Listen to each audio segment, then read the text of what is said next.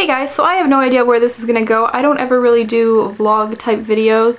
I'm more of like a makeup junkie and I talk about, you know, this is my favorite eyeshadow and stuff, so there's always like a starting point, but I'm kind of just like sitting down in front of a camera and hoping for the best, I suppose.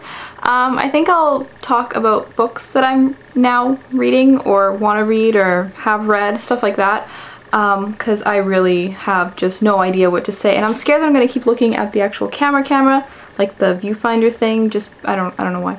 So right now I'm currently finishing the Hunger Games series. I'm on the last book, which is Mockingjay. I read the Hunger Games, the first one.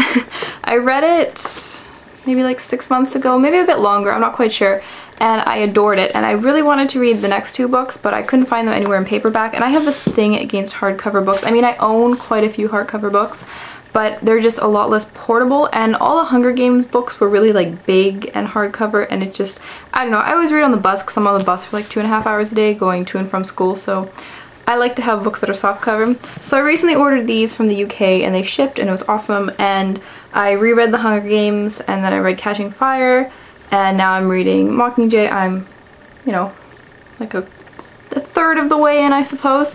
So far, like everyone said, this one is the worst out of the three, although I'm still really into it. I don't know, I mean, I started this like last night and I had classes and everything in between, so, you know, I'm still rushing through it pretty quickly, but the first one is definitely the best. This one is really good. This one has a lot of like twists, like stuff that you just don't expect to happen, and then all of a sudden like a character says something, you're like, what?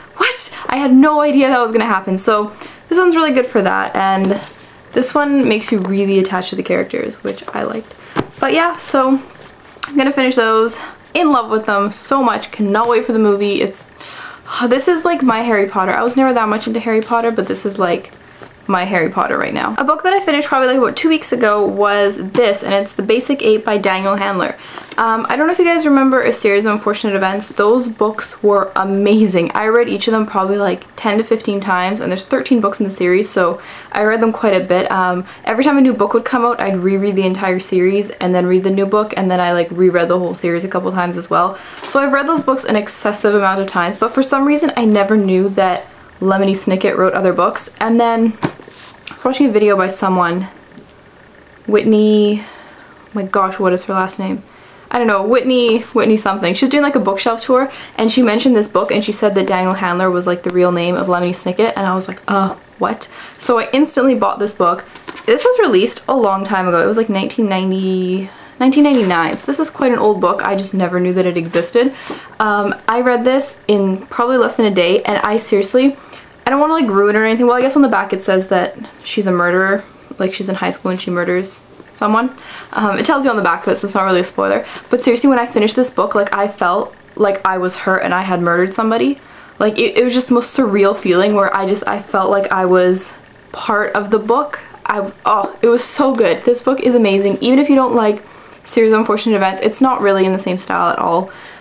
This book is so good. This is a book that I really know nothing about. I just saw the cover of one of them and I was immediately drawn to it. I haven't even read the back of these books. I don't know how many there is. There's probably like 5 or 6 of them. The first one in the series is called, the name of this book is Secret, and this is what it looks like. It's by pseudonym Bosch, or I can't pronounce that. But yeah, I was instantly drawn to it, and then I started looking at the back cover and it said for fans of Lemony Snicket's Series of Unfortunate Events. I feel like this whole video is surrounding Lemony Snicket, but I just really like him. But yeah, when I read that, I was like, instantly need to buy this. And this is like a kid's book. I don't even know what it'd be. Like the age range. That sounds really weird. Does that sound really weird? Well, there's no age range on this that I can find, but it is like a little kid, not a little kid's book, but probably like 9 to 13, I would say. But I don't know, I really wanted to read it, and it looks really funny and just one of those easy reads that's engaging. So we'll see how this goes, and I like series because there's always more, because I hate when a book is really good and you finish it and it's over and you're like, oh, nowhere to go. But I guess if there's like a really long series then you get more into it, so when it's over it's even worse. But anyways, so when I haven't been reading, there's only one other thing that I've really been doing other than studying, and that's knitting. I have this thing where every time it's winter, I knit all the time. In the summertime, it's kind of like on and off, you know, whatever.